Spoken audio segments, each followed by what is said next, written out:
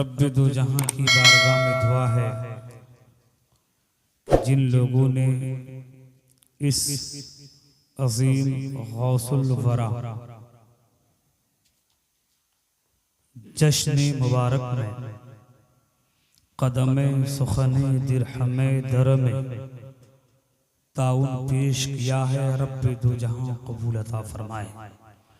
इन लोगों की उम्र में, इल्म में, अमल में बेपनाह बरकती अता फरमाए, सआदते दारैन से नवाजे। हजरात, वक्त बहुत ही मुख्तसर है और वक्त काफ़ी हो भी चुका है। मैं इख्तिसार के साथ चंद बातें आप तक पहुंचाने की कोशिश करूंगा। आप हजरात बगौर समात करें। अभी मैंने जिस आयते मुबारका की तिलावत का शर्फ हासिल किया, रब्बे दो जहां इरशाद फरमाता है, अला इन्ना, लफ्ज़े अला का इस्तेमाल इंदल उलमा वाज़े है कि सामने वाले इंसान को आगाह करने के लिए, सामने वाले इंसान को तंबीह देने के लिए लफ्ज़ अला का इस्तेमाल होता है। और लफ्ज़ इन्ना का इस्तेमाल किसी फर्द के दिमाग में अगर शक हो, उस शक के रफ़ा और इज़ाला के लिए, शक को दूर करने के लिए लफ्ज़ इन्ना का इस्तेमाल होता है। हजरात, रब्बे दो जहां ने इरशाद फरमाया, अला, खबरदार आगाह हो जाओ, बेशक अल्लाह के वलियों को ना कोई खौफ है ना कोई गम। हजरात, इस आयते मुबारका में गौर फरमाएं। रब्बे दो जहां ने अपने महबूब बंदों के लिए इरशाद फरमाया कि ना उन्हें कोई खौफ लाहिक होता है ना उन्हें कोई गम। हजरात, आखिर अल्लाह के वलियों में वो कौन सी सिफतें मौजूद हैं, वो कौन से औसाफ मौजूद हैं जिनकी बुनियाद पर उन्हें खौफ लाहिक नहीं होता। इसलिए कि अल्लाह के औलिया नेक के साफ और शफाफ होते हैं, दिल के पाकीज़ा होते हैं, दिल में उनका फतूर नहीं होता, उनकी नीयत दुरुस्त होती है। और इस बुनियाद पर कि हमारे और आपके प्यारे आका सल्लल्लाहु ताला अलैहि वसल्लम ने इरशाद फरमाया, इन्नमल अअमालु बिन्नियात, बेशक तमामी अमलों का दारो मदार नियत पर है। हजरात, अगर कोई इंसान इस खाके गैती में नमाज पढ़े और नियत में फतूर हो, इंदल उलमा वो इंसान सवाब का हकदार न होगा। इंदल्लाह व इंद रसूल उसकी नमाज रियाकारी में शुमार होगी। हजरात, इसी तरह से अगर कोई इंसान ज़कात दे रहा है या उश्र दे रहा है लेकिन ज़कात की नियत ना करे, उश्र की नियत ना करे, तो फिर ऐसी सूरत में उसकी ज़कात अदा ना होगी, बल्कि वो माल सदक़ाए नाफिला में शुमार होगा। मालूम हुआ कि नियत का हर जगह दखल है।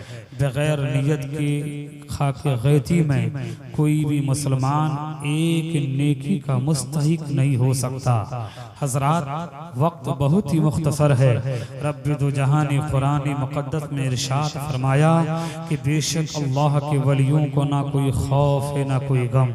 हजरात, अल्लाह के वलियों को खौफ क्यों नहीं लाहिक होता, अल्लाह के वलियों को गम क्यों नहीं लाहिक होता। अल्लाह के औलियाए किराम वो भी तो हमारी ही तरह हैं, उनकी भी आँखें हैं हमारी भी आँखें हैं, उनकी भी ज़बानें हैं हमारी भी ज़बानें हैं, उनकी भी हाथ हैं हमारी भी हाथ हैं, उनकी भी पैर हैं हमारी भी पैर हैं। वो भी कलमाई तैयबा का विर्द करते हैं हम भी करते हैं, वो भी 5 वक्त नमाज अदा करते हैं हम भी करते हैं। लेकिन हजरात, रब्बे दो जहां उनके हवाले से तखसीस क्यों क्यों फरमाया कि उन्हें कोई खौफ और गम लाहिक नहीं होगा। हजरात इसलिए कि अल्लाह के औलियाए किराम नमाज पढ़ते हैं, रोज़ा रखते हैं, ज़कात देते हैं और हम भी करते हैं, लेकिन दोनों के माबैन ग्रेट डिफरेंस है, दोनों के माबैन बहुत ही बड़ा फ़र्क है। इसलिए कि जो अल्लाह का वली होता है, अल्लाह के वली की सोच में इस्लाम होती है। अल्लाह का वली चलता है तो इस्लाम के लिए, अल्लाह का वली सोता है तो इस्लाम के लिए, अल्लाह का वली अगर रात में गौर व फिक्र अगर कर रहा है तो इस्लाम के लिए, अल्लाह का वली अगर खाना भी तनाउल फरमा रहा है तो अल्लाह के लिए। यानी अल्लाह के वली की जिंदगी का कोई भी गोशा ऐसा नहीं है कि जिस गोशा में हजरात मोहतरम, जिस गोशा में शरीयत इस्लामिया के खिलाफ काम हो। इसलिए हजरात मोहतरम, चूंकि अल्लाह के जितने भी औलियाए किराम हैं, उनकी जिंदगी का एक एक लम्हा कुरान की इशाअत के लिए गुजरता है, उनकी जिंदगी का एक एक लम्हा इंसानों की इंसानियत के लिए गुजरता है, उनकी जिंदगी का एक एक लम्हा खल्क़ खुदा की खिदमत में गुजरता है, उनकी जिंदगी का एक एक लम्हा तबलीगी खुदावंदी में गुजरता है। इसलिए रब्बे दो जहां कुरान मुक़द्दस में इरशाद फरमाता है, ऐ लोगों सुनो, अल्लाह के वलियों को यानी मेरे महबूबों को ना कोई खौफ है ना और ना कोई गम। हजरात मोहतरम, अल्लाह के औलियाए किराम के बहुत ही बुलंद और पाला मकामात और दरजात हैं। हजरात मोहतरम गौर व फिक्र फरमाएं। आप हजरात सय्यदी सैयदना सरकार हुजूर गौसे आजम रज़ियल्लाहु ताला अन्हो की इस महफिल में तशरीफ फरमा है। मैं आपके सामने अर्ज करना चाहूँगा कि हजरात याद रखें, सय्यदी सैयदना सरकार हुजूर गौसे आजम ये किसी आम वली का नाम नहीं है, अपने ज़माने के फ़क़ीह का नाम है, अपने ज़माने के मुजद्दिद का नाम है, अपने ज़माने के मुहद्दिस का नाम है। सय्यदी सैयदना सरकार हुजूर गौसे आजम रज़ियल्लाहु ताला अन्हो के ज़मानाए तालिब इल्मी है।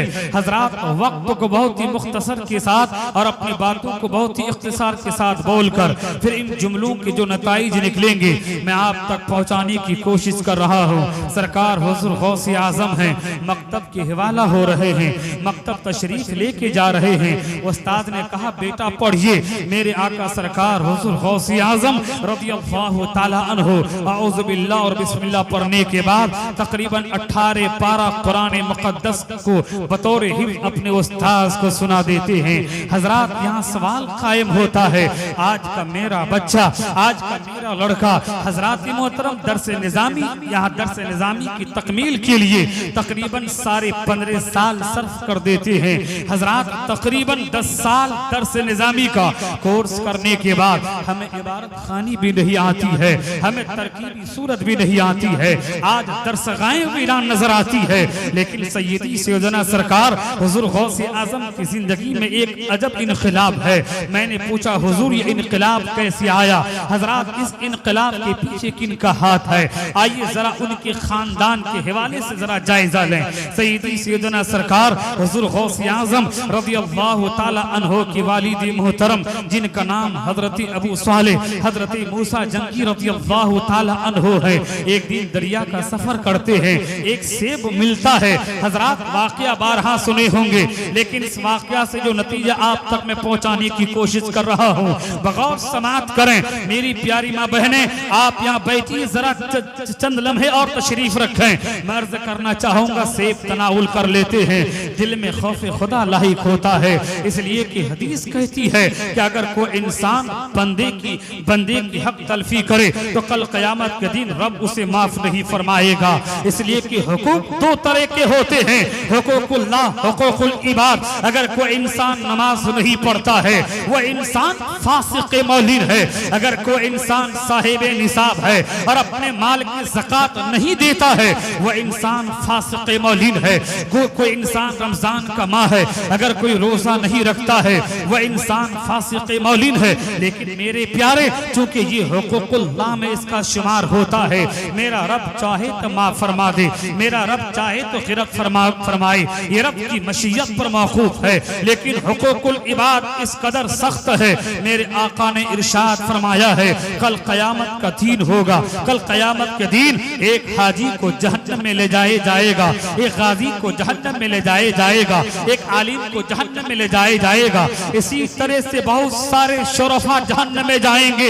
हजरात शुरफा कहेंगे, एक मोमिन औरत कहेगी मैं तो नमाज पढ़ी थी, मैं रोजा रखी थी, आखिर जहन्नम का हुक्म जाने का हुक्म मुझे क्यों दे दिया गया है। हजरात इसी तरह से हाजी कहेगा रब्बे दुजा मैंने अपनी जमीन को बेच करके, मैंने कई सालों से पैसे जमा करके मैंने हज के लिए गया था, लेकिन फिर मुझे जहन्नम का हुक्म क्यों दिया गया है। हजरात गौर फरमाएं, रब्बे दो जहां की बारगाह से आवाज आएगी, क्या तुम तक मेरे नबी की तबलीग नहीं पहुंची थी? क्या मेरे नबी की वारिसीन की तबलीग नहीं पहुंची थी? क्या मेरे नबी की नाइबीन की तबलीग नहीं पहुंची थी? क्या मेरे नबी के नायब, मेरे नबी के गुलाम सैयदी सैयद, मेरे नबी के गुलाम गौसे आजम की तबलीग नहीं पहुंची थी? क्या गौसे आजम रज़ियल्लाहु ताला अन्हों ने ये नहीं कहा था हजरात मोहतरम कि देखो हुकूकुल इबाद बहुत ही सख्त है, और इस कदर सख्त है कि अगर कोई इंसान किसी का एक पैसा भी नाजायज खा ले, एक पैसा,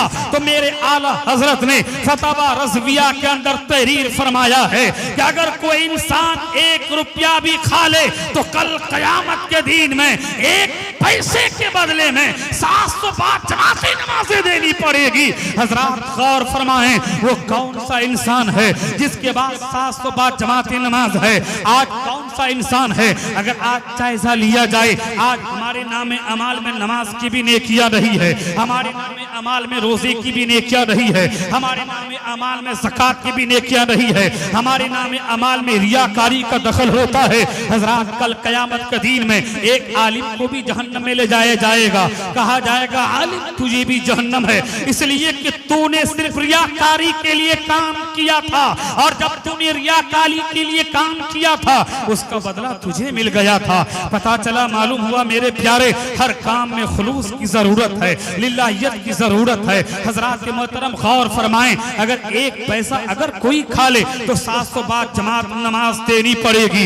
ऐ मेरे कश्यूर मुसलमानों, अगर तुम किसी की जमीन हड़प कर लोगे तो फिर तुम्हारा क्या होगा? अगर किसी भाई को मर्डर कर दोगे तुम्हारा क्या होगा? अगर किसी बहन को कत्ल कर दोगे तुम्हारा क्या होगा? ऐ बहन, अगर तू किसी बहन को कत्ल करने में अगर तेरा हाथ होगा तो क्या होगा? बल्कि कुरान में रब ने इरशाद फरमाया है, अगर कोई इंसान किसी भी मुसलमान को, अगर किसी भी इंसान को बिला वजह शरई अगर कत्ल करेगा तो कल कयामत के दिन में पूरी दुनिया पर जितना अज़ाब होगा इतना अज़ाब उस कातिल को दिया जाएगा, और उस जहन्नमी इंसान।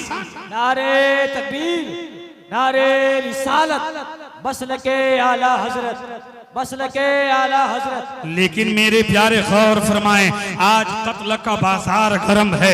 हजरात गौर फरमाएं, जब एक पैसा को इंसान खा ले तो खा लेने की बुनियाद पर 705 जमाती नमाज देनी पड़ेगी।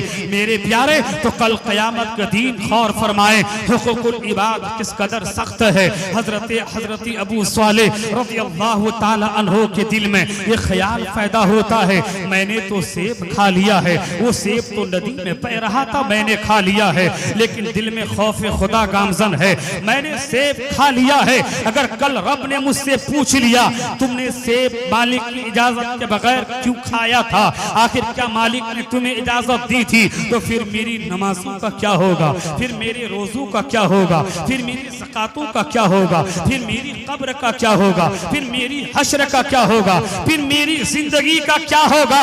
खौफ खुदा दिल में रखते हुए सरकार हुजूर अबू सालेह रज़ियल्लाहु ताला अन्हु दरिया का ताक़ुब करते हैं, और ताक़ुब करते करते हजरात आखिरकार सेब के बागीचा के पास पहुंचते हैं, मालिक के पास पहुंचते हैं और उनसे इजाजत तलब करते हैं। उनकी जिंदगी बताती है हजरात मोहतरम कि देखें हुकूकुल इबाद बहुत ही सख्त है, जबकि उन्होंने सेब तनावुल किया था लेकिन दिल में खौफ खुदा है।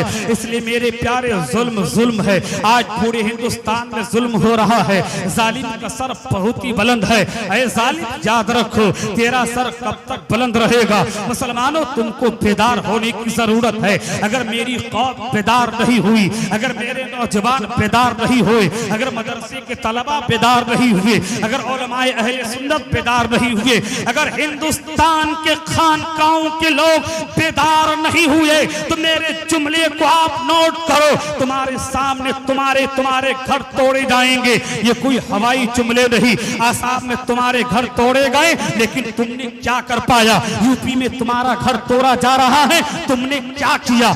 कर्नाटक में तुम्हारा घर तोड़ा जा रहा है, तुमने क्या किया?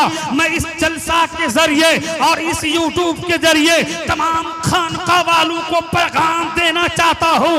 ऐ खानका वालों, अगर तुम बेदार नहीं हुए तो कल कयामत के दिन में ये पूरी उम्मत तुमसे पूछेगी कि मेरे ईमान पे हमला हो रहा था, तुम सो क्यों रहे थे? मेरे बच्चों पे गोलियां चल रही थी, तुम क्यों सो रहे थे? मदरसे पे बुलडोजर चल रहा था, तुम क्यों सो रहे थे? मसाजिद वीरान हो रही थी, तुम क्यों सो रहे थे?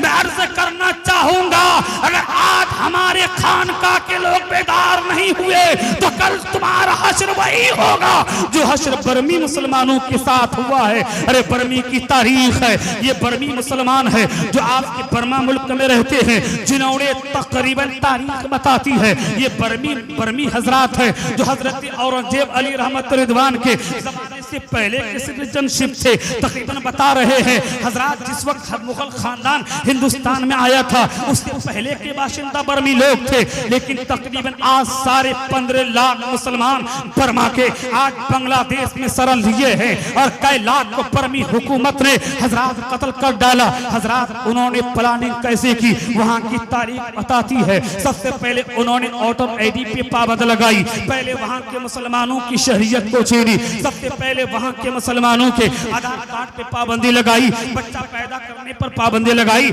हजरात यानी जितने उसूल मुसलमानों को कत्ल करने पर और जिस तरह से हिटलर ने जुल्म किया था, हजरात उन तमाम जुल्म के जितने उसूल वो साजते हैं, वो तमाम उसूल वो साजते आज हिंदुस्तान में नाफिज हो रहे हैं। मेरे प्यारे, अगर यही उसूल होते रहे और मुसलमान जिस तरह से खामोश है, अगर आप इसी तरह से खामोश रहे, खानका वाले जिस तरह से खामोश है, अगर इसी तरह से खामोश रहे, उलमा जिस तरह से खामोश है, अगर इसी तरह से खामोश रहे, तो फिर अल्लामा इकबाल का वो शेर समझें। अल्लामा इकबाल ने आज से तकरीबन 150 साल पहले कहा था, अरे ना समझोगे तो मिट जाओगे।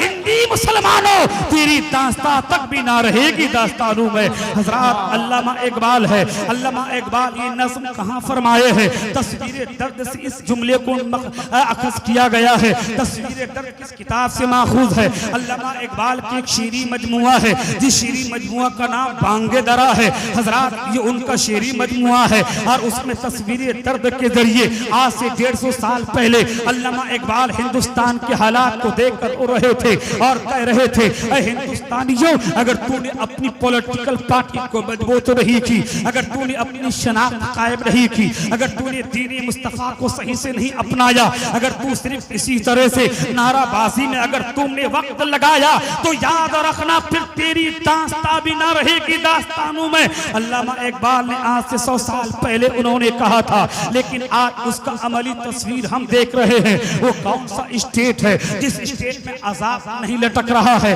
आसाम में अजाब लटक रहा है, कर्नाटक में अजाब लटक रहा है। हिंदुस्तान की वो कौन सी जगह है जहाँ अजाब नहीं लटक रहा है?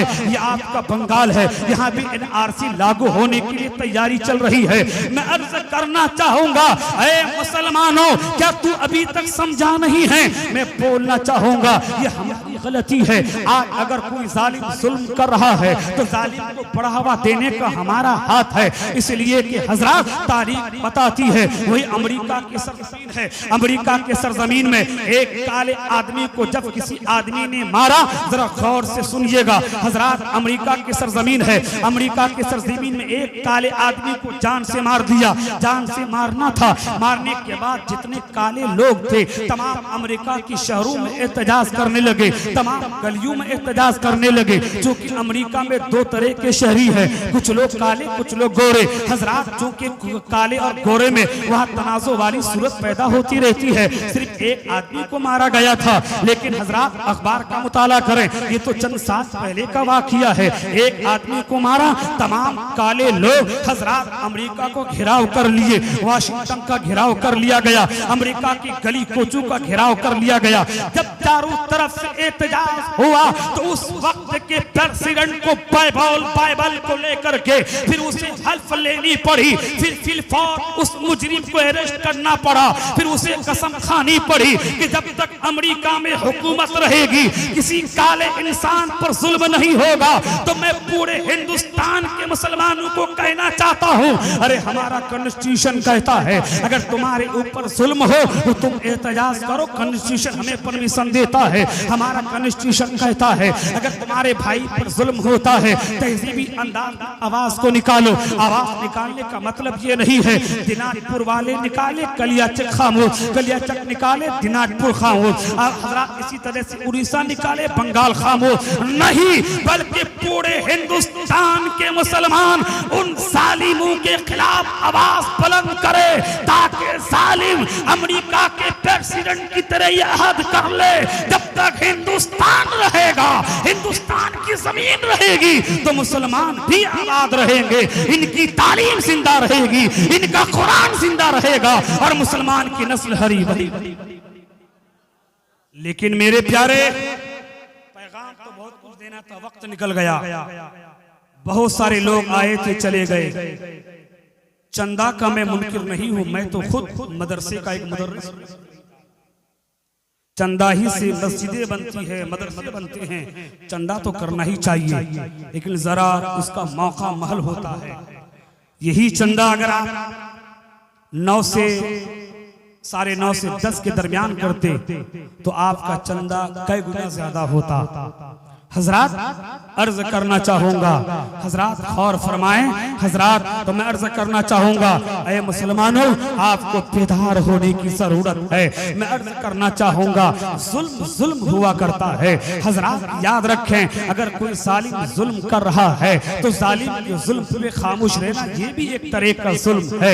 हजरात आज की तारीख में तकरीबन बहुत सारे ममालिक है, लेकिन जालिम जुल्म कर रहा है। तकरीबन 52 कंट्रीज मुस्लिम हुक्मरान है, लेकिन आज खामोश तमाशाई देख रहे। क्यों? इसलिए कि मेरे नबी ने इरशाद फरमाया था एक वक्त ऐसा आएगा मेरी उम्मत गाजर मूली की तरह काटी जाएगी। सहाबाए किराम ने कहा आका क्यों काटी जाएगी? क्या उनकी तादाद कम होगी? क्या उनकी तादाद बहुत ही कम होगी? आका फरमाते रही उनकी तादाद आज से कई गुना ज्यादा होगी, लेकिन मेरी उम्मत मर्ज़ वहन पे गिरफ्तार होगी। साहबा ने कहा हुजूर मर्ज़ वहन की चीज का नाम है। आका फरमाते मौत से डरना यानी मौत से खौफ खाना। हम एहतजाज में निकलेंगे, मैं मारा जाऊंगा तो फिर क्या होगा? हजरात गौर फरमाए, मैं हिंदुस्तान के मुसलमानों को मेरे सिख भाइयों से दर्स लेना चाहिए। मेरे सिख भाई की तादाद कितनी है? या तो 2 या 3% है। और मुसलमानों तुम्हारी तादाद कितनी है? तुम्हारी तादाद तकरीबन 26% है, लेकिन 2% है। लेकिन 2% होते हुए जब किसान आंदोलन निकाला था, किसान बिल जब पास किया था, लेकिन वो 2% ने इस तरह से एहतजाज किया, उनकी जाने तो गई लेकिन उनकी जिंदगी सेव हो गई। इसी तरह मुसलमानों तुम्हारे ऊपर जुल्म होता है, तुम जब तक इन जालिमों के खिलाफ आवाज बुलंद नहीं करोगे तुम्हारे बच्चे ट्रेन में मारे जाएंगे, तुम्हारी बेटी स्कूल में मारी जाएगी, तुम्हारी बेटी कॉलेज में मारी जाएगी, तुम्हारी बीवी हॉस्पिटल में मारी जाएगी। यानी जगह जगह मुसलमान के घर तोड़े जाएंगे। इसलिए मैं कहना चाहूंगा जब सुप्रीम कोर्ट ने कह दिया है कि अगर कोई इंसान जुर्म करता है तो मुजरिम को तुम सजा दो, उसके घर ने कौन सा जुर्म किया है तो मालूम हो गया। आज की हुकूमत सुप्रीम कोर्ट को नहीं मान रही है। मैं बोलना चाहूंगा उनका टारगेट है हिंदुस्तान को हिंदू राष्ट्र करना। तुम इस जुमले को हवाई जुमले मत लो, तुम ये मत सोचो ये जुमले सिर्फ हवाई है, मौलाना साहब आए थे बोल के चले गए, नहीं, बल्कि उनका टारगेट इख्तिताम की मंजिल पे है। अनकरीब हिंदू राष्ट्र घोषित कर देगा। जैसे हिंदू राष्ट्र होगा फिर तुम्हारी मस्जिदें सलामत रही होगी, तुम्हारे मदरसे सलामत नहीं होंगे, तुम्हारी नस्लें या तो ईसाई हो जाएगी, या तो काफिर हो जाएगी, या तो मुर्तद होकर के जहन्नम का मुस्तहिक। इसीलिए आवाज बुलंद करो, पूरे हिंदुस्तान तक यह आवाज पहुंचनी चाहिए। आज हमारे सरों पर अज़ाब मुअल्लक है, लेकिन मेरे उलमा खामोश। सभी लोग जी हाँ बोल रहे हैं, लेकिन एक दो को बोलने से नहीं होगा। पूरे हिंदुस्तान के मुसलमानों को एक प्लेटफॉर्म पे आना पड़ेगा, सियासी एतबार से इत्तेहाद होकर के इन जालिमों का जवाब देना पड़ेगा। हजरात, मैं आपके बारगाह में अर्ज करूं, ये जालिम इतना आगे बढ़ चुका है, वो जिसका घर चाहता है, जिस तरह से जालिम उस घर को वीरान करता जा रहा है।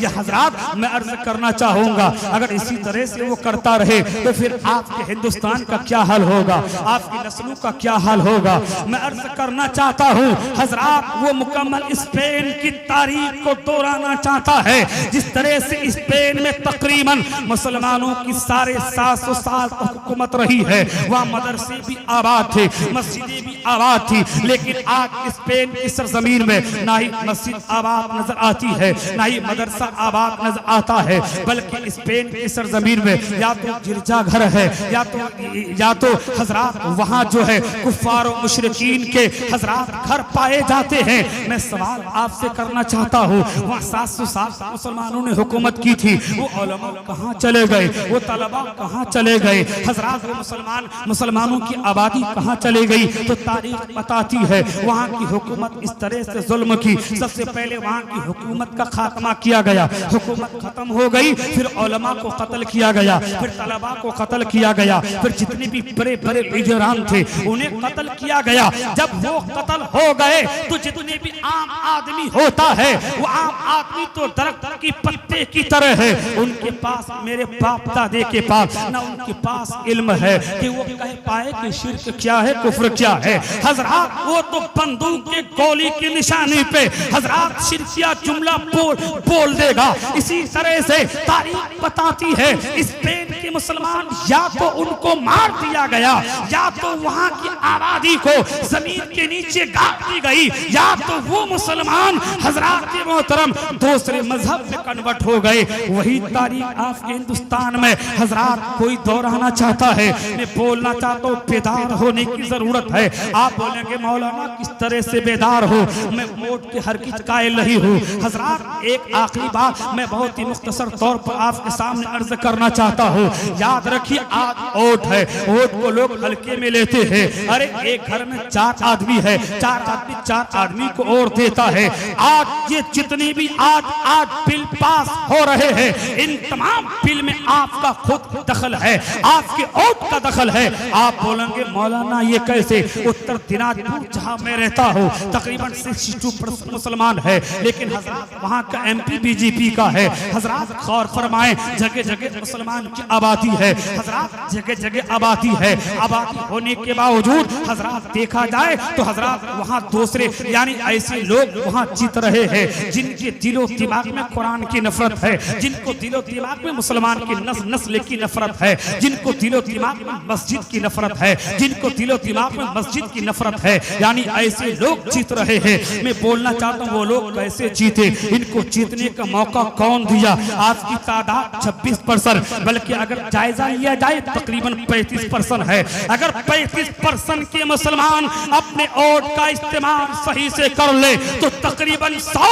MP पार्लियामेंट में पहुंचेंगे। अरे मुसलमानों, आप सिर्फ गोश्त और भात खा करके, बंगला चावल खा करके आप सोच रहे हो बड़े बहादुर है, आपके घर में बाउंड्री है, आप सोचते हो हम सेफ हैं। अरे तो आप सेफ नहीं हो। घर अगरचे आपकी बाउंड्री है, लेकिन कानून के एतबार से आपका घर बाउंड्री पे नहीं है, बल्कि आप एनआरसी के तहत जब नहीं आएंगे आपका घर तोड़ दिया जाएगा, आपकी जमीन ले ली जाएगी, यानी आपको कत्ल किया जाएगा। लेकिन यहाँ की पुलिस आप पर एक्शन नहीं लेगी।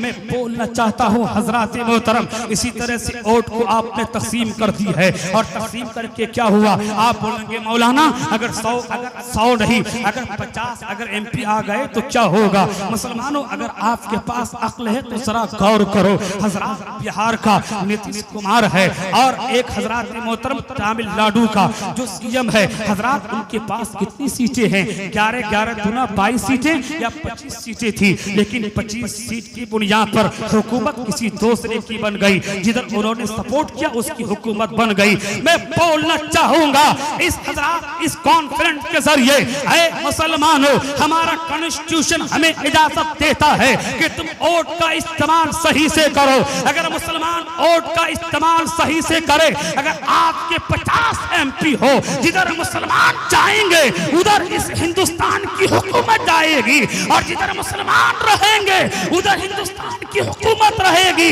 और जब तक हिंदुस्तान रहेगा तब तक मुसलमान इस खा के गीत में हरे भरे। लेकिन आपकी अक्ल कहां गई है? समझने की जरूरत। ठीक है, आज की तारीख में मोहतरमा की हुकूमत है, अगर कल किसी दूसरी की हुकूमत आ जाए तो आपका भी हश्र वो वैसे ही करेगा जैसा आज वो यूपी में कर रहा है, जैसा वो आसाम में किया है। आसाम में तकरीबन 8000 मदरसों को खत्म कर दिया गया है हजरात, और यूपी में कितने सारे मदरसे खत्म हो गए हैं। आपको मालूम है ये मदरसे खत्म होने के बाद क्या होगा? आप सोचेंगे क्या होगा, हम एक मौलाना को रख लेंगे, मकतब चला लेंगे। नहीं मेरे प्यारे, अगर ये मदरसे जिस दिन तबाह हो जाएंगे उस दिन खा के गैती में शिर्क की फैजा इस तरह से फैलेगी, और इस हिंदुस्तान में इस तरह से कुफ्र व शिर्क की हवा गर्म होगी कि हजरात याद रखें, फिर इंसान शिर्क करेगा, मुशरिक हो जाएगा। मदरसे ना होने की वजह से, इल्म ना होने की वजह से ईमान और शिर्क के माबैन इम्तियाज नहीं कर पाएगा, फर्क नहीं कर पाएगा। इसलिए वो टारगेट मदरसे को लिया है, पहले मदरसे को तोड़ना चाहता है। मदरसे तोड़ेंगे ये उलमा खत्म हो जाएंगे, तलबाए मिल्लत इस्लामिया खत्म हो जाएंगे। ये तो आम पब्लिक है, इनको जैसा कहेंगे वैसा कहेंगे। इनको बोलेंगे सूरज को पूजो तो सूरज को पूजेंगे, इनको बोलेंगे दरख्त को पूजो तो दरख्त को पूजेंगे, इनको बोलेंगे अपनी बेटियों को तुम किसी दूसरे धर्म के लोगों से शादी कराओ तो वो करा देंगे। इन औरतों से कहेंगे कि तुम जो ऐसा करो, हिंदू लोगों से शादी करो तो तुम्हें मकान मिलेगा, तो ये हिंदू मर्दों से शादी कर लेंगे। मैं अर्ज करना चाहता हूँ, उस दीन की आमद से पहले मुसलमानों वोट के एतबार से मजबूत हो जाओ, अपने वोट को तकसीम होने से बचाओ। चाहे इलेक्शन किसी भी स्टेट में हो, चाहे बिहार में हो, चाहे आसाम में हो, चाहे यूपी में हो, चाहे बंगाल में हो, कहीं भी वोट हो, मुसलमानों मैं कहना चाहूंगा वोट का इस्तेमाल सही करो। जब वोट का इस्तेमाल सही करोगे, पार्लियामेंट में जब तेरे लीडरान पहुंचेंगे तो फिर ऐसी सूरत में हजरात उसकी हुकूमत तो खत्म होगी, लेकिन तेरी बात रहेगी। तेरे ऊपर एक आंच तक भी नहीं आ पाएगी।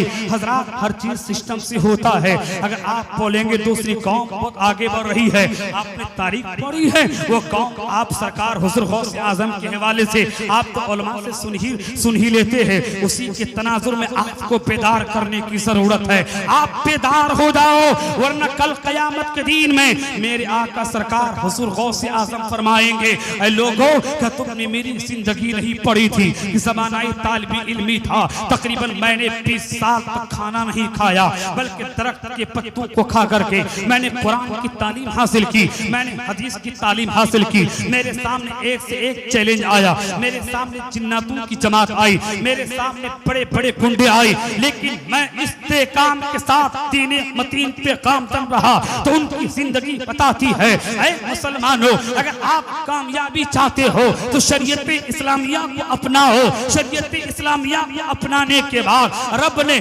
शरीयत इस्लामिया को अपनाने के बाद हजरात रब की तौहीद का चर्चा करो, मेरे नबी की सुन्नत पे अमल करो, शरीयत मुस्तफा पे अमल करो। अगर कोई जालिम जुल्म करे उसका जवाब दो। जब जवाब दोगे तो ऐसी सूरत में मेरी माओ का दुपट्टा भी महफूज रहेगा, मेरे चचाओं की टोपियां भी महफूज रहेगी, मेरे बाप दादों की दाढ़ियां भी महफूज। हजरात मोहतरम, हजरात गौर फरमाएं, मैं तो सरकार हुजूर गौसे आज़म रज़ियल्लाहु ताला अन्हो के वालिद मोहतरम के उस सेब से के हवाले से हजरात मैंने बहुत सारी बातें आप तक उसी ज़िम्मे में पहुंचाने की कोशिश की है। मैं अर्ज करना चाहूँगा, अगर कोई जालिम जुल्म कर रहा है, अगर आप आवाज़ नहीं दोगे तो ऐसी सूरत में हजरात याद रखें फिर आपके घर महफूज नहीं रहेंगे, आपकी मस्जिदें वीरान हो जाएगी। हजरात मेरे आका सरकार हुजूर गौसे आजम की जिंदगी है, उनकी जिंदगी हमें बता रही है, ऐ लोगों अगर तुम इस खाके गैती में जीना चाहते हो तो तुम्हें शरीयत मुस्तफ़ा को अपनानी पड़ेगी। शरीयत मुस्तफ़ा हमें क्या कह रही है? शरीयत मुस्तफ़ा कह रही है कि देखो जब जब कुरान पे हमला हो तुम्हें जवाब देना है, हदीस पे हमला हो तुम्हें जवाब देना है, जब जब तुम्हारी शरीयत पे हमला हो जवाब देना है। लेकिन हजरात बहुत ही अफसोस है, इतना बड़ा हिंदुस्तान है, आपकी शरीयत पे हमला हुआ लेकिन पूरे भारत के मुसलमान सोते रहे। हजरात इसी तरह से बहुत सारे मसाइल पे हमले होते रहे लेकिन आप सोते रहे। आप सोच रहे होंगे हम इसी तरह से खामोश होकर सिर्फ तस्बीह पढ़ करके अपनी जिंदगी गुजार लेंगे। नहीं मेरे प्यारे, हजरत सलावुद्दीन अय्यूबी की तारीख को पढ़ें। हजरत सलावुद्दीन अय्यूबी है, अचानक एक इंसान उनके घर में आता है, आने के बाद कहता है हुजूर कुछ करने की जरूरत रही है, आप इस तरह से मेहनत क्यों कर रहे हैं? आप इस तरह से मेहनत क्यों करते हैं? सिर्फ तस्बीह तहलील पढ़ लीजिए बस काफी है, कुछ मेहनत करने की जरूरत नहीं है। हजरत सलावुद्दीन अय्यूबी फरमाते हैं मैंने तकरीबन कई सालों तक मैं इन कुफार और मुशरिकीन से इन कुफार और मुशरिकीन के मुकाबला में रहा, लेकिन आज तक जो है मैं मुकाबला में रहा लेकिन ये मस्जिद बैतुल मुक़द्दस हमें फतेह नहीं हुई। हजरात कहते इनकी उंगलियां काटी जाए, जब उंगली काटी गई तो पता चला वो कोई आम आदमी नहीं बल्कि यहूदियों का एजेंट है, वो यहूदियों का एजेंट है। और वो सर में टोपी और जिस्म में हजरात जिस्म में कपड़ा पहन करके मुसलमानों को गुमराह कर रहा था, यानी कह रहा था तुम्हें एहतजाज करने की जरूरत नहीं है। मैं बोलना चाहूंगा पूरे भारत के मुसलमानों से, अगर आप एहतजाज नहीं करोगे, अगर आप मेहनत नहीं करोगे तो तेरी दास्तां तक भी नहीं रहेगी दास्तानों में। हजरात एक फार्मूला इस महफिल के जरिए आप तक देना चाहूंगा, इस पूरे हिंदुस्तान के मुसलमानों की मुसलमान कैसे कामयाब होंगे। हजरात कामयाब के तरीके क्या है? इस नाचीज के पास एक राय है। हजरात हमारा क्या हाल है? हमारा तो ये हाल है हजरात जब इलेक्शन का टाइम आता है, लोकसभा इलेक्शन का टाइम आया, जो चाहा जिसको वोट दे दिया, और देने के बाद अब जब गिनती की बारी होती है, अब मेरी माएँ दुआ करती है, मेरी बहनें दुआ करती हैं, इसी तरह से मेरे चचा दुआ करते हैं, ऐ अल्लाह फना को शिकस्त रखा है, यानी आप मेहनत करोगे आपको रोजी मिलेगी, आप मेहनत करोगे हजरात जमीन में अनाज बोगे तो फिर हजरात जमीन से फसल निकलेगी। आप सोते रहो, कहो कि हमारे घर में मक्की आ जाए, हमारे घर में धान आ जाए, हमारे घर में फसल आ जाए, ऐसा हर किच नहीं हो सकता है, ये दुनिया असबाब पर मोहल्लक है। मैं बोलना चाहूंगा अभी लोकसभा का टाइम है, पूरे हिंदुस्तान के जितने मुसलमान हैं उलमा भी मेहनत करे, तलबा भी मेहनत करे, ताजिर भी मेहनत करे, काश्तकार भी मेहनत करे, मेरी प्यारी माँ बहनी भी मेहनत करे, यानी पूरे हिंदुस्तान के मुसलमान सियासी तौर पर किसी एक फर्द को कायद मानकर आप मेहनत करें और घर घर जाकर बताएं और की बड़ी अहमियत है। इसलिए कि जब तक पार्लियामेंट से जब तक बिल पास नहीं होता है तब तक आपके कुरान के खिलाफ कोई कानून पास नहीं होगा। पहले कानून पार्लियामेंट में बनता है, फिर राज्यसभा में बनता है, फिर आपके घर में बुलडोजर चलता है। मैं बोलना चाहूंगा उससे पहले मुसलमानों मेहनत करो। जब मेहनत करके आपके एमपी पार्लियामेंट में होंगे तो इंशाअल्लाह आपके घर में बुलडोजर नहीं चलेगा, बल्कि आपका घर सही वो सालिम रहेगा, आपकी जिंदगी सही वो सालिम। हजरात, आज जितनी भी खानका वाले हैं पूरे हिंदुस्तान के हवाले से मैं गुफ्तगू करना चाहूंगा। अभी अब सोने का वक्त नहीं है, आपको बेदार होने की जरूरत है मेरे प्यारे, बेदार हो जाएं, वरना आपके बच्चों की जिंदगी खतरे में है। हमारे कुरान की तालीम, जिस तालीम पे हम अमल करते हैं, क्या खूबसूरत महफिल है हजरात। इस महफिल पे जरा गौर कीजिएगा, क्या प्यारी महफिल है। लेकिन अगर इस खाक आपके हिंदुस्तान में अगर कोई दूसरा काम अगर हो जाता है, इस तरह की महफिल सजा नहीं पाइएगा, आप सर पे टोपी रख नहीं पाइएगा, आप कुरान की तिलावत नहीं कर पाइएगा, मेरे बच्चे नहीं पढ़ेंगे, तो फिर हमारा क्या होगा। इसलिए मेरे प्यारे, हमें चाहिए कि इस्लाम के उसूल पर अमल करते हुए हमें इस्लाम ने जिन चीजों की इजाजत दी है, अगर कोई जालिम जुल्म करता है तो उसका जवाब हजरात, चूंकि उसका जवाब आप जबान के जरिए दें। चूंकि हिंदुस्तान मेरा एक बहुत ही प्यारा मुल्क है, डेमोक्रेटिक कंट्री है, हर की यहाँ तलवार निकालने की इजाजत नहीं है, बंदूक निकालने की हर की परमिशन नहीं है। चूंकि ये मेरा प्यारा मुल्क है, हमें एहतजाज करना है आवाज के जरिए, और जब एहतजाज करें ना ही किसी की दुकान को तोड़ें, ना किसी की दुकान को फोड़ें। हजरात, एहतजाज करें, एहतजाज करेंगे हुकूमत हमारी बात जरूर सुनेगी। हजरात, वक्त बहुत ही मुख्तसर है और 2-3 बात बोलकर बहुत ही जल्द अपनी तकरीर को खत्म करूं। हजरात, गौर फरमाएं, मेरे आका सरकार हुजूर गौसे आजम है, उनकी जिंदगी है, उनकी जिंदगी बता, उनके वालिद मोहतरम हजरात सेब तो खा लेते हैं, मालिक के पास पहुंचे, माफ कर दीजिए, बागीचा के मालिक कौन थे? हजरत अब्दुल्ला सौमाई रज़ियल्लाहु ताला अन्हु थे। कहते हैं, बेटा मैं तुझे माफ नहीं करूंगा, 10 साल तक तुम्हें मेरे इस बागीचा की बागबानी और हिफाजत करनी पड़ेगी, मेरे इस बागीचा में पानी देना पड़ेगा, तब तुझे माफ करूंगा। हजरत इसी तरह से पानी दे देते हैं, लेकिन फिर कहते हुजूर अब तो माफ कर दीजिए ना। कहते अब भी माफ नहीं करूंगा। कब माफ करोगे? का मेरी एक बेटी है जो बेटी आंख से अंधी है, मेरी बेटी हाथ से लूली है, मेरी बेटी जबान से गूंगी है, मेरी बेटी पांव से लंगड़ी है, तुमको उससे शादी करना पड़ेगा। हजरत अब्दुल्ला सौमाई रज़ियल्लाहु ताला अन्हु सोचते हैं, मैंने तो सेब खाया है, अगर इस शर्त पे अमल ना करूं तो कल अगर ये मालिक हमसे पूछ ले तो मेरी नमाजें बर्बाद हो जाएगी, मेरे रोजे बर्बाद हो जाएंगे, मेरी ज़कातें बर्बाद हो जाएगी, फिर पूरी नमाजें इनको दे देनी पड़ेगी, फिर मैं जहन्नम चला जाऊंगा। हजरात, ये तमाम बातें दिल में बार बार आ रही है। हजरात, ये बातें आ रही है। कहते ठीक है, आपकी बेटी से शादी कर लूंगा, आप माफ कर देंगे ना? जी हाँ, मैं माफ कर दूंगा। हजरात, बात तय हो जाती है, दोनों का निकाह हो जाता है। हजरात, जैसे ही हजरत मूसा जंगी रज़ियल्लाहु ताला अन्हु की शादी हो जाती है, शादी होने के बाद शबे ज़फ़ाफ़ है, अपनी बीवी की हुजरे में तशरीफ ले गए हैं। देखते हैं बीवी तो बहुत ही खूबसूरत है, आंख भी सलामत है,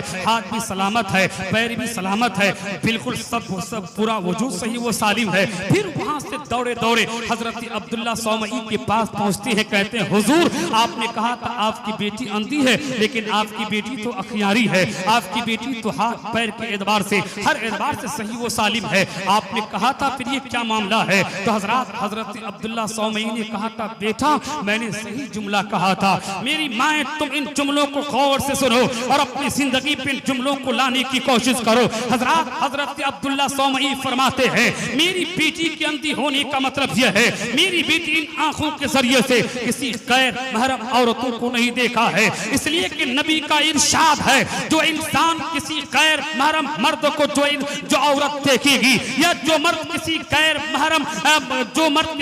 महरम औरत को देखेगा, उसकी आंख में शीशे पिघला करके डाला जाएगा, यानी उसकी आंखें फोड़ी जाएगी, उसकी आंखों में हथौड़ा चलाया जाएगा।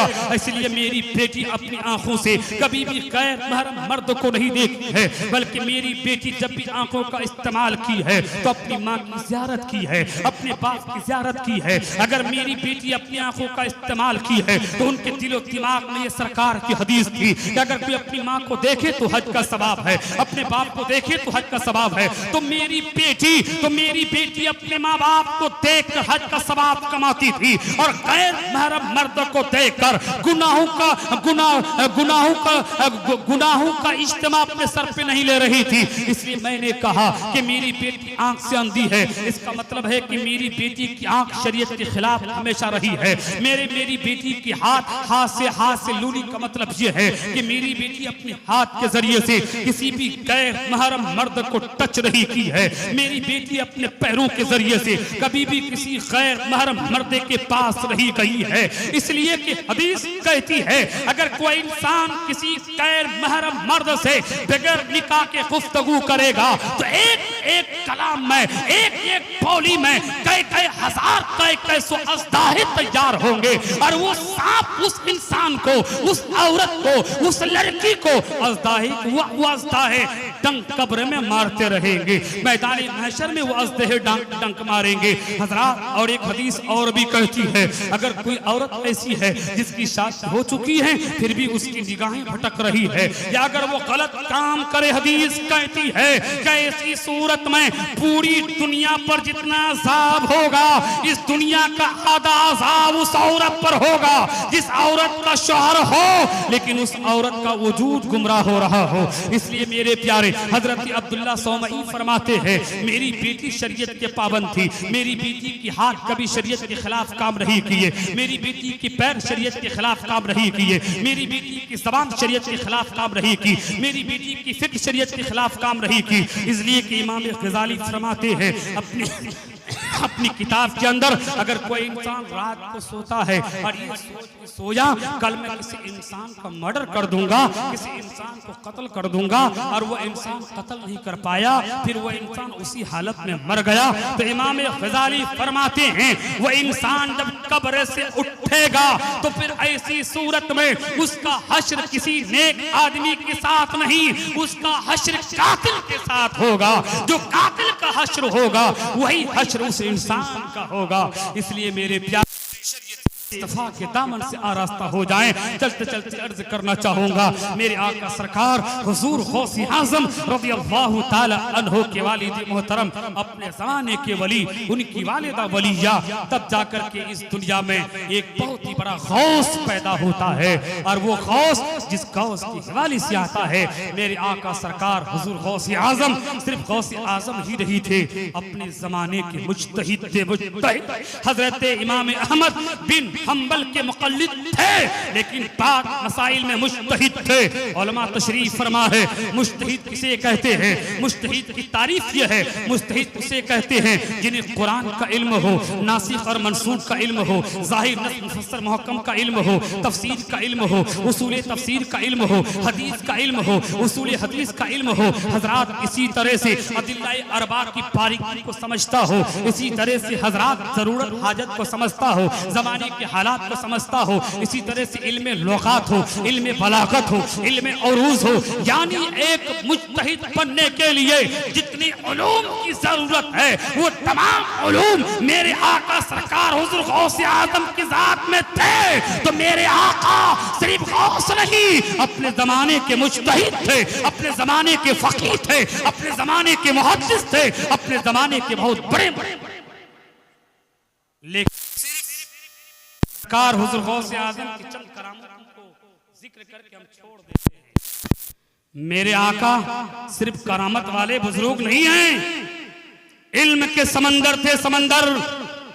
तारीख बताती है 100 फुक़हाए किराम मेरे आका सैयदना सरकार हुजूर गौसे आज़म की बारगाह में पहुंचते हैं पेचीदा मसाइल को लेकर के। मेरे आका सरकार हुजूर गौसे आज़म तशरीफ फरमा है। मेरे आका के गुलामों के कदमों का धूल हमें नसीब हो जाए। हजरात मेरे आका सरकार हुजूर गौसे आज़म की बारगाह में 100 फुक़हा पहुंचते हैं। पेचीदा मसाइल को लेकर के मेरे आका अपना सरे मुबारक झुकाए और वो चंद फुकहा बैठे हैं और मेरे आका इल्म मुकाशफा के जरिए समझ लेते हैं ये फुकहा क्यों आए हैं। अचानक मेरे आका सरकार हुजूर गौसे आजम के सीने मुबारक से सदरे मुबारक से एक रोशनी निकलती है।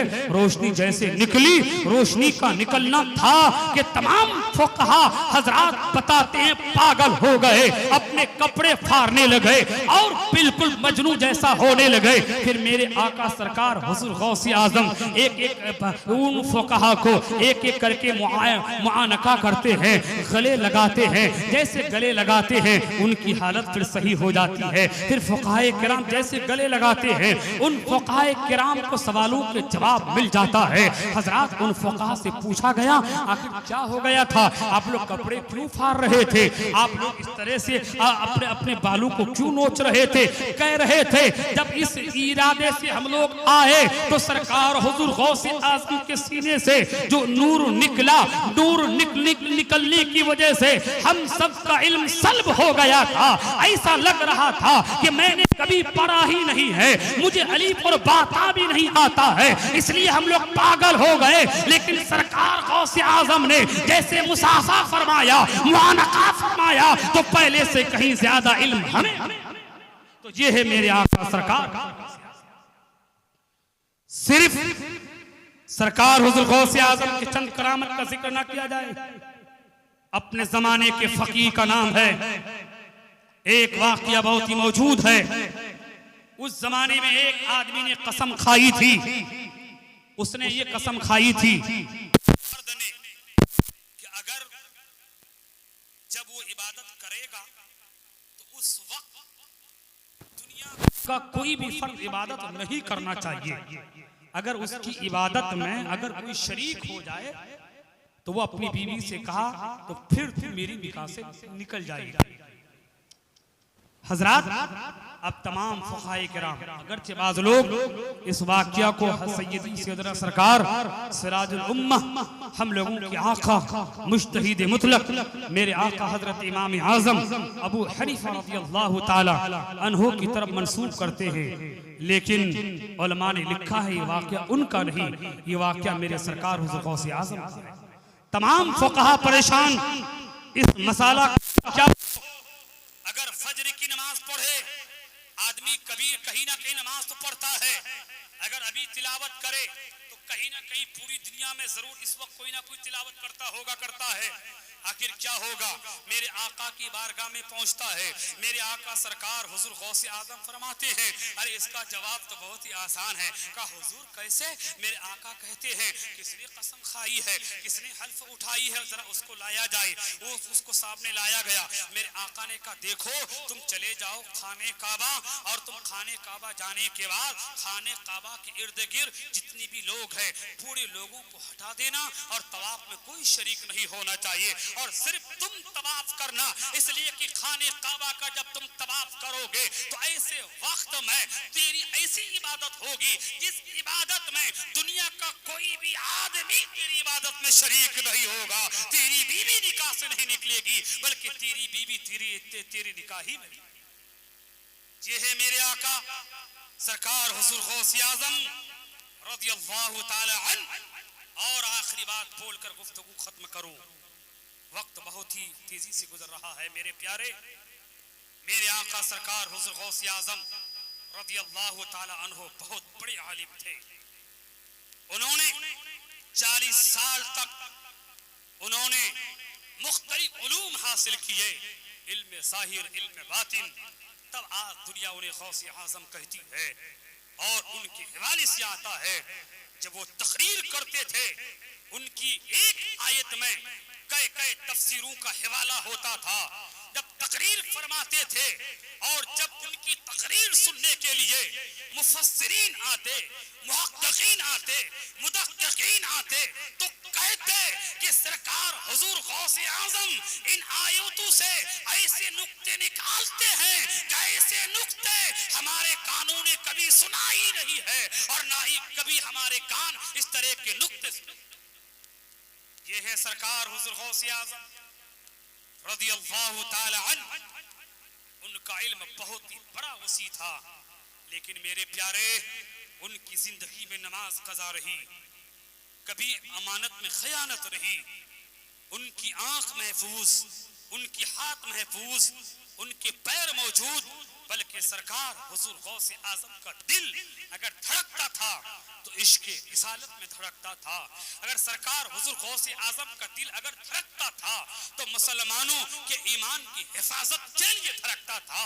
अगर सरकार हुजूर गौसे आजम का दिल अगर धड़कता था और आंखों से नींद उड़ती थी तो इसलिए नींद उड़ती थी कि हिंदुस्तान के मुसलमानों के ईमान की हिफाजत कैसी होगी, बर्मा के मुसलमानों की हिफाजत कैसी होगी। अगर आज इस हिंदुस्तान की सरजमीन में अगर आप मुसलमान हैं, मेरे आका सरकार हुजूर गौसे आजम का तैन है, आप बोलेंगे कैसे? तारीख बताती है। मेरे आका हजरत ख्वाजा गरीब नवाज रज़ियल्लाहु ताला अन्हु हजरत बगदाद शरीफ पहुंचते हैं। बगदाद शरीफ पहुंचने के बाद मेरे आका सरकार हुजूर गौसे आजम की बारगाह में पहुंचते हैं। पहुंच करके तकरीबन 56 दिन उनकी बारगाह में रहते हैं। रह करके इल्म बातिन हासिल करते हैं और बयान फरमाते हैं कि जब सरकार हुजूर गौसे आजम ने फरमाया था कि मेरा ये कदम मेरे जमाने के तमाम वलियों की गर्दन पर है, तो सबसे पहले जिस वली ने इकरार किया था वो वली कोई और वली नहीं, उस वली का नाम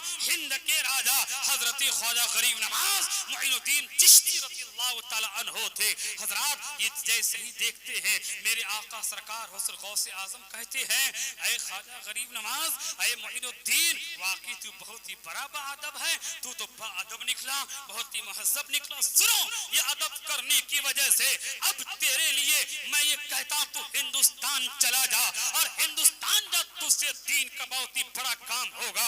मेरे सरकार हुजूर गौसे आजम रज़ियल्लाहु ताला अन्हु इल्म ज़ाहिर इल्म बातिन मेरे आका हजरत ख्वाजा गरीब नवाज को देते हैं। फिर मेरे आका हिंदुस्तान आते हैं। हिंदुस्तान आकर के 90 लाख काफिरों को कलमा पढ़ाते हैं। उन्हीं का देन है कि आज ये एशिया में पूरे हिंदुस्तान में अगर मुसलमान हैं तो मेरे आका हजरत ख्वाजा गरीब नवाज का देन है। अगर हजरत ख्वाजा गरीब नवाज ने इस्लाम फैलाया है, जहां इनकी करामत है वही मेरे आका सरकार हुजूर गौसे आजम की करामत है, उनकी मेहनत है। इसलिए मेरे प्यारे, अगर आप सरकार हुजूर गौसे आजम की महफिल सजाते हैं, बहुत ही प्यारी महफिल है। इसलिए मेरे प्यारे और मेरे आका सरकार हुजूर गौसे आजम तौबा इस्तिग़फ़ार का विर्द करते थे। क्यों ना करें? इसलिए कि मेरे नबी सल्लल्लाहु ताला अलैहि वसल्लम दिन में 70 दफा तौबा फरमाते थे, जबकि मेरे नबी तो सय्यदुल मासूमीन हैं। मेरे नबी की गुनाहों का सदूर मुहालस्त मुहाल, गुनाह सगीरा कबीरा कोई गुनाह सादिर नहीं हो सकता। यही हम अहले सुन्नत वल जमात का अकीदा है। लेकिन मेरे आका तौबा क्यों पढ़ते थे? इसलिए कि इस उम्मत के लिए, चूंकि मेरी उम्मत बहुत गुनहगार होगी, मेरी उम्मत की आंखें गुनाह करेगी, मेरी उम्मत के हाथ गुनाह करेंगे, मेरी उम्मत के पैर गुनाह करेंगे, मेरी उम्मत का वजूद गुनाह करेगा। जब मैं तौबा पढ़ूंगा और जब मेरी हदीस मेरी उम्मत तक पहुंचेगी तो मेरी उम्मत जब तौबा करेगी, अगर आंखों ने गुनाह किया है, अगर तौबा करेगी तो रब उनकी आंख के गुनाहों को माफ फरमा देगा। अगर हाथों ने गुनाह किया है, तौबा करेगा तो रब उनके हाथों के गुनाहों को माफ फरमा देगा। इसलिए मेरे प्यारे, खूब तौबा पढ़ें, इस तरह से तौबा पढ़ाएं कि अल्लाह, हमने जिंदगी में जो भी कुफ्र व शिर्क किया है, मैं उन तमाम चीजों से तौबा पढ़ता हूँ। औरतें कहें मैं तौबा पढ़ती हूँ, हमेशा तौबा पढ़िए। इंशाअल्लाह जब तौबा पढ़ते रहेंगे रब आपके गुनाहों को माफ फरमाता रहेगा। हजरात, मैं अर्ज करना चाहूँगा, अभी जाइए मत, इसलिए कि अभी शायद अभी कुछ और भी काम बाकी है। बराए मेहरबानी, चूँकि हमारी मस्जिद का ये काम है।